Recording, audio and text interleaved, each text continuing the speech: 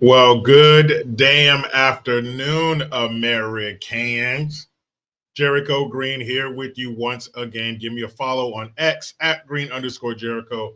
And of course, like and subscribe to my new channel, Green's House.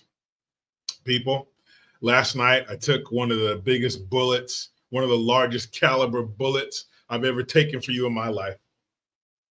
I watched some of, not all of, I'm not that damn good, some of the DNC, the Democratic National Convention.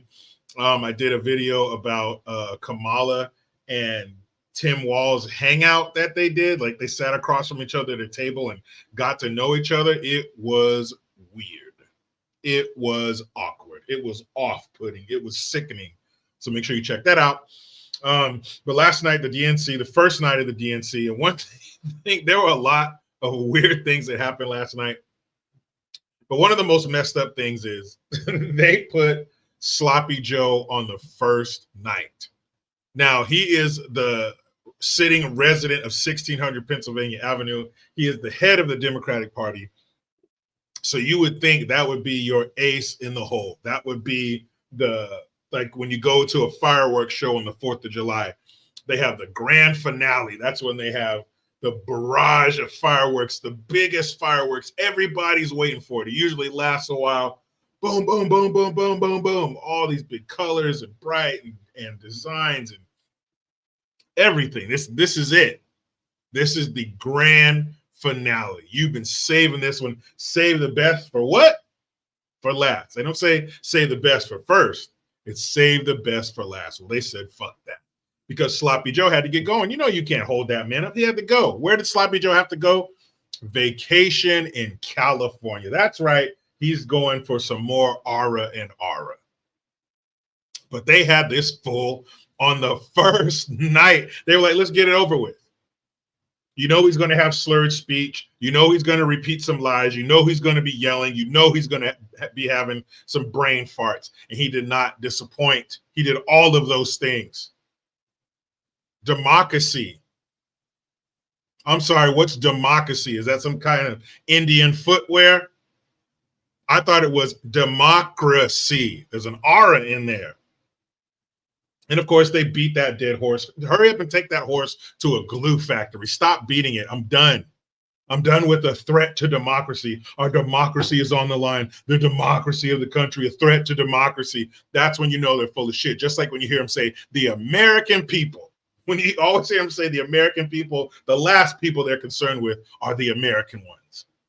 Democracy, democracy, democracy. They kept beating that dead horse last night, and Sloppy Joe took it and ran with it. Well, he took it and slowly shuffled with it.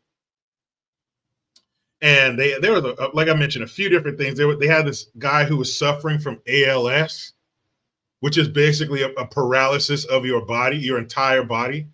He was up there with his wife. I'm not even going to try to mimic what this dude did, but he couldn't speak.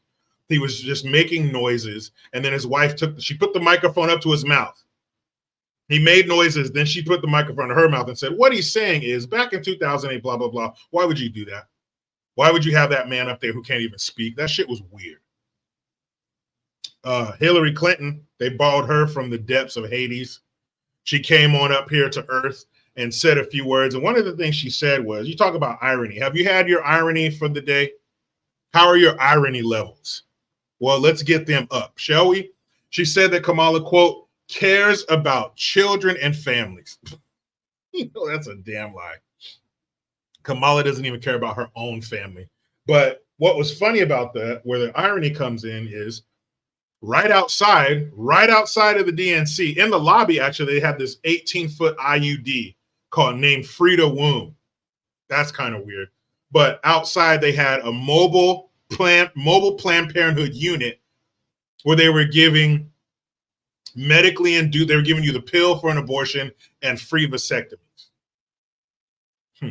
So how can you care about children and families, but you're providing the service that would either kill them or stop them from being born or even being made in the first place?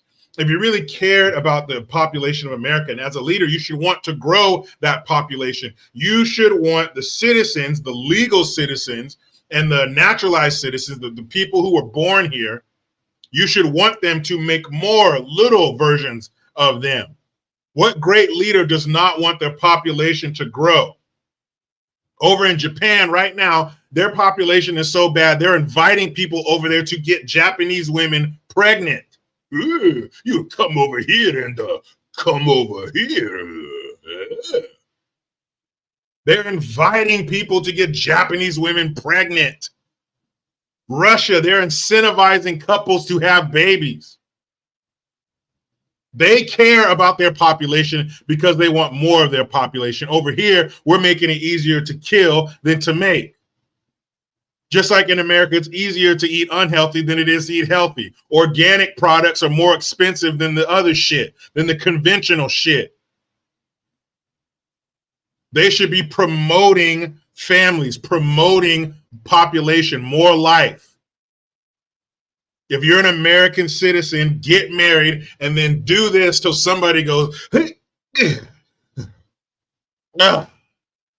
make babies. But they don't want that. They say that, but then they have Planned Parenthood outside, the #1 killer of babies in this country. How can those two things be possible at the same time? They had Kamala's best friend, never seen this woman in my life. They had her best friend get up there and give a very awkward speech. That's one of the things I mentioned in the video where I talked about Kamala and Tim sitting down, Kamala and the cuck sitting down and talking to each other. It's so inorganic and fake and scripted and forced. It's embarrassing. We call it secondhand embarrassment. You ever see something so bad on TV or a video that's so cringe that you have to turn it off and leave the room? It's fake. Stop. Just be yourselves. Be your weird ass, socially awkward selves. People can respect that. And the place wasn't even full. There's like a big section they kept showing where most of the people were sitting, but there were a lot of empty seats. Show me a rally that Trump has done where there's any empty seats.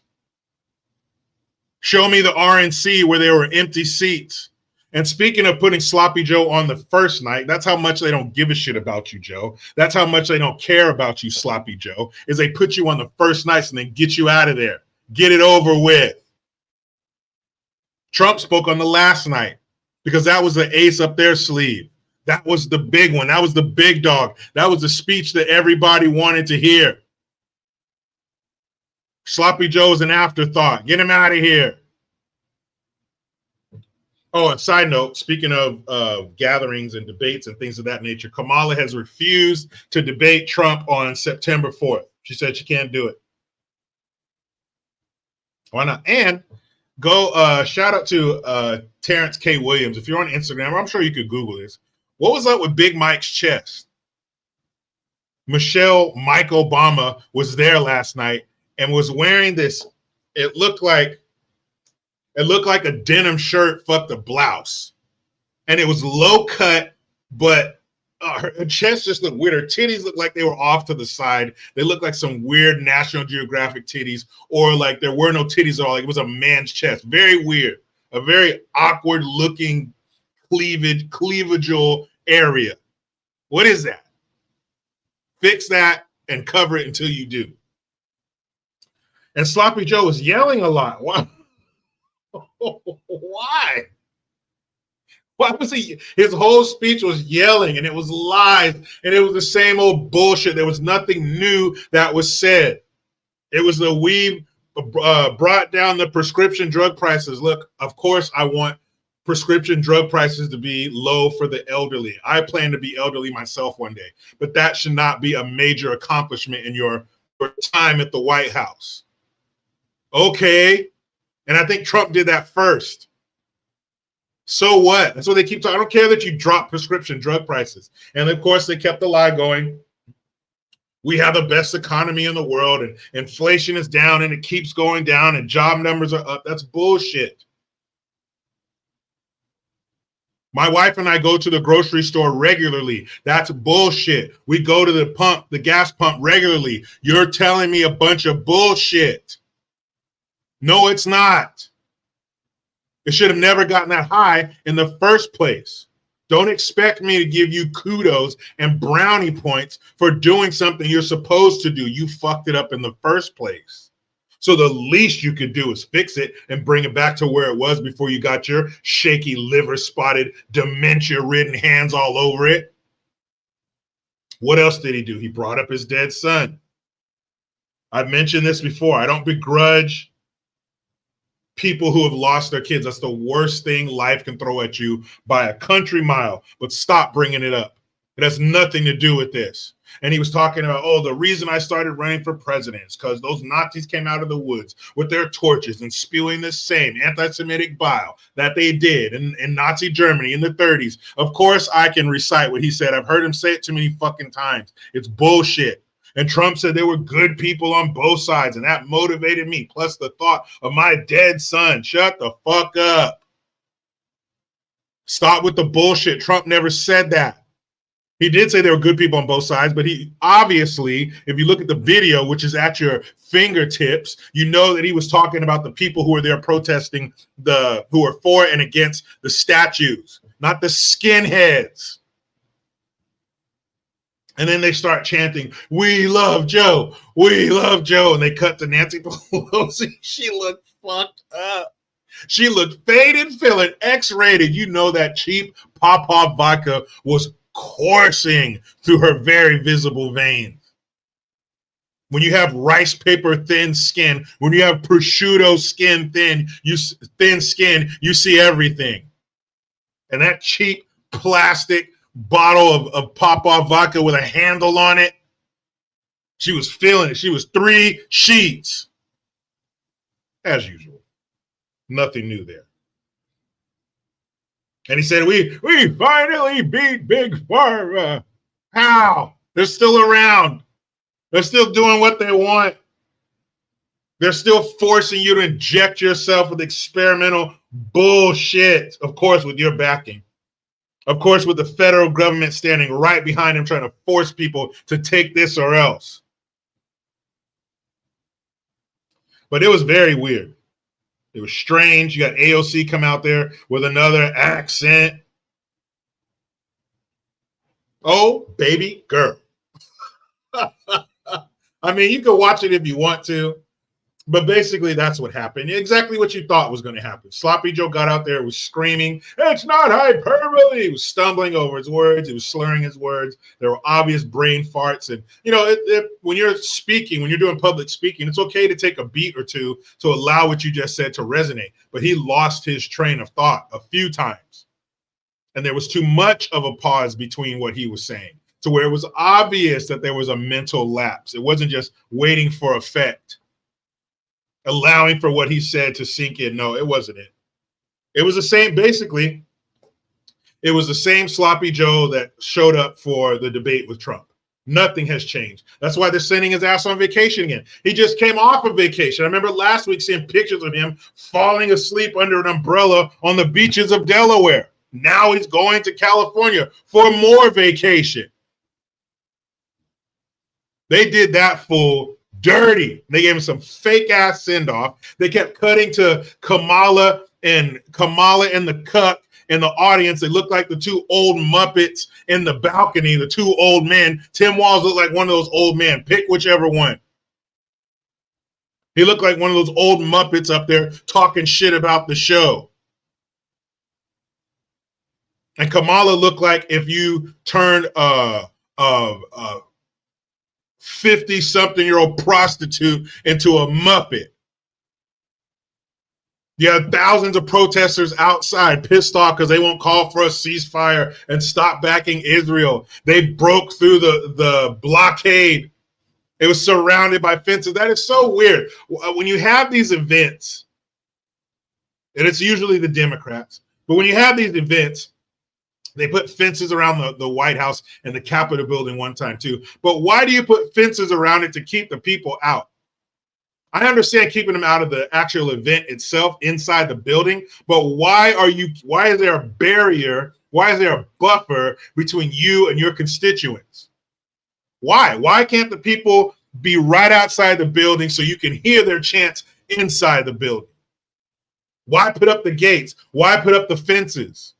Gavin Newsom was there. Maybe he told him, no, do like I did when the Chinese president came. I mean, our master came. Repaint everything, make it look pretty, and put a fence around it. Keep the poor ones out. Keep the paupers away from us. Ew, don't touch me. Where's the Purell? There's poor people out there.